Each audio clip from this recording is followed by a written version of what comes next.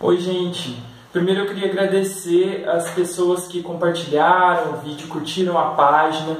Nosso primeiro vídeo teve um número legal de visualizações e o mais importante foram pessoas que estão apoiando, que gostaram muito da ideia. Eu tive um feedback bem legal, então eu queria desde já agradecer. Se você chegou a esse vídeo e não viu o nosso primeiro vídeo, eu vou colocar ele na descrição, o link, e você pode assistir. O nosso assunto de hoje, por ser terça-feira, não poderia ser outro. É o MasterChef. Muitas pessoas, mesmo quem não cozinha nada, assim como eu, são fãs do reality. Na última terça-feira, no dia 12 de setembro, teve uma prova do frango. Nessa prova, muitos candidatos, como por exemplo a Irina, o Francisco e a Luby, evocaram as suas lembranças para poder realizar a prova. Mas foi muito legal o jeito que o Francisco realizou essa prova. Sabe por quê? Porque naquele momento que ele foi realizar a prova, ele se lembrou exatamente da mãe dele. E ele disse: essa prova vai ser em homenagem à minha mãe. Ele fez um frango na cerveja, no molho de cerveja, e ele fica muito emocionado no momento que ele abre o forno e ele faz um gesto, como se ele estivesse enviando o cheiro do frango para os companheiros deles que estavam ali no mezanino e que inclusive também lembraram ao ver ele usar a mostarda ali na receita de suas mães. O chefe Fogaça também lembrou da avó ao ver o Francisco realizar aquela receita de frango com cerveja. Mas o que é mais interessante nisso tudo é que alguma coisa que passa às vezes despercebida no nosso dia a dia, como por exemplo uma determinada refeição, ela é um verdadeiro baú de tesouro de memórias, né? Memórias não só do plano individual, como por exemplo a memória do Francisco com a mãe dele, que é a Dona Antônia, mas também de práticas sociais, de grupos e de sociedades, né? A culinária, embora ela tenha esse aspecto técnico, ela é eminentemente cultural. Então ela diz muito sobre um povo, sobre uma região, sobre determinados grupos sociais. Então, ao mesmo tempo que ela é memória individual, ela é memória coletiva.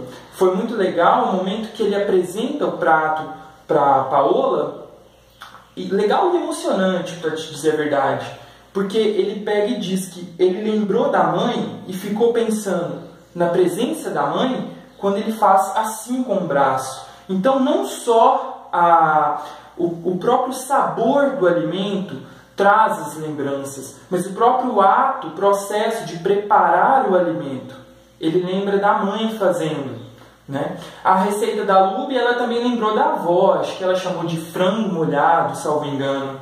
Então, assim, são sempre... isso traz muito para nós que o sabor, algo que é uma sensação, nos traz de repente uma memória e vem tão cheio de significados e carregados. Ora, uma das cenas mais famosas sobre isso na literatura ocidental está no romance Em Busca do Tempo Perdido, de um escritor que eu gosto muito, que é o Marcel Proust, que é quando ele molha o bolinho de chá, o bolinho no chá, e ele leva à boca. E quando ele leva aquilo à boca e rompe as memórias na consciência dele, ele começa a se recordar. Mas aonde estaria exatamente essa lembrança? Ela estaria na substância ou ela estaria já em nós e o alimento só consegue ativar aquilo em nós? São muitas coisas legais que nós podemos pensar em torno da relação entre comida, cultura e memória. O interessante também é pensar que o prato, a alimentação, é um lugar de memória. A substância que nós estamos ingerindo, levando à boca, ela traz para nós vários significados e nos faz acessar coisas que muitas das vezes nós achávamos que estavam esquecidas, bem no porão da nossa consciência mesmo. Para quem se interessar, essa passagem que eu mencionei do Proust, ela já aparece em um ensaio que ele escreve antes, que é o Contre Saint-Beuve. Ela parece como ele molha torradas. E aí, a partir das torradas com chá, ele é servido. Olha que curioso. No outro romance, aqui nós temos esse catatal, que é o Em Busca do Tempo Perdido, A la Recherche du Temps Perdu. É o romance em francês mesmo. Ele é grandão assim mesmo, tá? Esse é a reunião dos 7 volumes. Aqui já é a Madeleine, não é mais a torradinha. É um bolinho, uma Madeleine que é um bolinho com formato similar a de uma concha dessas que a gente encontra na praia. É muito curioso que tudo isso na representação da alimentação na literatura, toda essa mudança de uma torrada para uma Madeleine, um bolinho tão trivial, tão corriqueiro, né, tão popular, né, como mesmo um frango. Quantas vezes nós paramos para pensar em ver um frango em cima da pia e pensar que ele poderia talvez evocar as nossas memórias, né? Mas tudo depende da forma. Foi aquela receita que o Francisco realizou, e naquele momento que ele faz o gesto, que aquele alimento se torna um lugar de memória. Não só o alimento, o próprio corpo, o próprio gesto do braço se torna um lugar de memória. E além disso, ainda voltando ao Proust, nós temos aqui, eu gostaria de mostrar para vocês, esse é uma tradução um pouco mais antiga, mas é a mais conhecida, que foi feita pelo Mário Quintana, do romance em português. Então, se alguém interessar, eu acho que ninguém deveria viver sem, em algum momento da vida, ler Proust. Embora o romance é grande, esse daqui é só o primeiro volume, olha. Já é grandão, assim. Aquele ali que eu mostrei em francês eram todos. Além deles, eu gostaria de indicar, já que o assunto é comida e memória, e Proust um pouco, esse livro que chama A Mesa com Proust. Ele é maravilhoso. Olha, eu não sei se eu vou conseguir mostrar, porque meu material não é profissional de filmagem, mas ele tem imagens incríveis, assim, é uma ótima opção de presente, mesmo para quem nunca leu Proust. Quem leu e quem gosta vai ficar apaixonado, assim. Ele tem fotografias lindas e ele fala um pouco dessa questão das passagens do Proust que remetem à culinária. Uma coisa que é legal e que o episódio do MasterChef também fez com que eu me recordasse.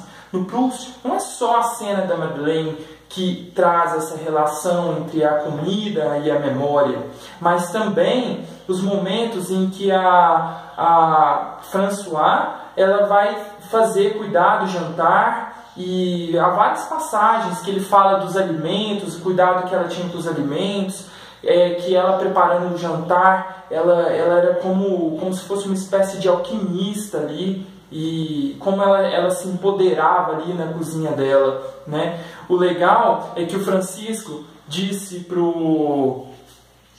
um dos chefes no MasterChef que ele acha que um cozinheiro consegue se realizar quando ele consegue retornar, e ele faz o gesto, né? Retornar e ver a sua avó no fogão de lenha e a sua mãe cozinhando.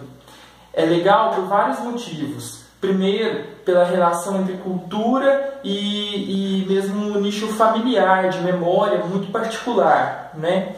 E também de prática social, de retornar aos antepassados. Então, uma dimensão um pouco, como eu poderia dizer, antropológica dessa relação com a comida e com a própria lembrança. Mais ainda, mas o mais legal é que ele faz essa relação de realização do cozinheiro em relação às mulheres. Nós sabemos que as mulheres ocupam as cozinhas e reinam nas cozinhas, mas a gastronomia, os grandes restaurantes, são ambientes muito machistas ainda, né? Sempre liderados por chefes, por homens. Então, achei muito legal e muito feliz, tanto essa fala dele, quanto o episódio como um todo. Então, era isso que eu queria compartilhar com vocês. Vocês têm memórias em relação à comida? Tem alguma comida especial que faça com que vocês recordem de algum momento da sua vida, da infância, ou de alguém que vocês amam muito? Conta pra mim, deixa aí nos comentários. Por favor, se inscreva no canal, compartilhe os vídeos se você gostou, assista os outros vídeos, tem alguns seminários da pós-graduação que eu disponibilizei também. Tenho feito um esforço para aprimorar cada vez mais esse formato e levar conhecimento e entretenimento para vocês.